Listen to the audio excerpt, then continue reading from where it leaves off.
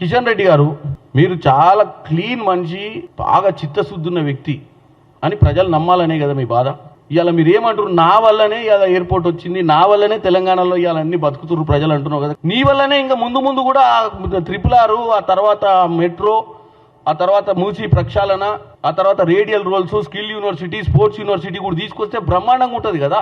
పొద్దున్న లేస్తే ఇవాళ మా బాధ ఏంటంటే, పైన ముఖ్యమంత్రి గారు పోయినప్పుడు ఏమో ప్రధానమంత్రి సానుకూలంగా స్పందిస్తుండు, ఏదైనా మంచి చేస్తే బాగుంటుందని. ఇట్లా తాట రాగానే వీళ్ళు పోయి చెప్తారు, సార్ ఆయనకి ఏమైనా ఇచ్చావు, మా అన్యాయం అయిపోతాం, మళ్ళీ మనకు చెడ్డ పేరు వస్తుంది. ఆ ప్రజలు ఏమన్నా కానీ ప్రజలతో మనకేం సంబంధం సార్? వీళ్ళు ఫెయిల్ కావాలి, వీళ్ళకు పైసలు ఇవ్వద్దు, వాళ్ళకి రావాల్సిన కరెక్ట్ పర్సంటేజ్ ఏదైతే ట్యాక్స్ రూపంలో వచ్చిన పైసలు ఇవ్వద్దు, వాళ్ళకి రావాల్సిన నిధులు ఇవ్వద్దు, వాళ్ళని ఎండబెట్టాలి.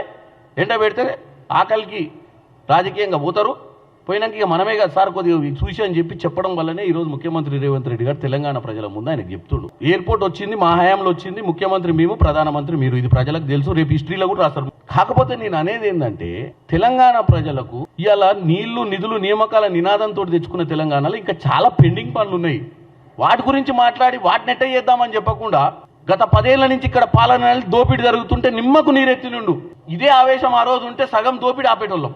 ఇదే ఆవేశం ఆ రోజు కిషన్ రెడ్డి గారికి, కేసీఆర్ మీద ఉండుంటే ఇవాళ తెలంగాణ రాష్ట్రంలో ఇంత దౌర్భాగ్యమైన పరిస్థితి ఉండకపో. ఇవాళ సెంట్రల్ గవర్నమెంట్ నుంచి ప్రెజర్ పెట్టి ఈ కాళేశ్వరం ప్రాజెక్టుల స్కామ్ల మీద కనుక ఆయన ప్రాపర్గా ఈ ఏజెన్సీలను ఎంక్వైరీలు పెట్టి వీళ్ళందరినీ కనుక తోడకలు తీసుంటే ఇవాళ ఈ దౌర్భాగ్య పరిస్థితి వచ్చేది కాదు. ఇప్పుడు ఆవేశపడుతుండు. మరి ఈయనకు కేసీఆర్కి ఏం అండర్స్టాండింగ్ ఉందో మరి ఆయన చెప్పిన, అరే నాయన మీకు తెలియదు, మీరు బాగా వాళ్ళకు డబ్బులు ఇస్తాలు బాగా చేసుకుంటే మళ్ళీ మీరు ఉండరు మేము ఉండవు అని చెప్పి నాకు చెప్తే ఈయన పోయి అక్కడ రెచ్చగొట్టి బడ్జెట్లో మా తెలంగాణ ఊసు లేకుండా చేసిరు వీళ్ళు.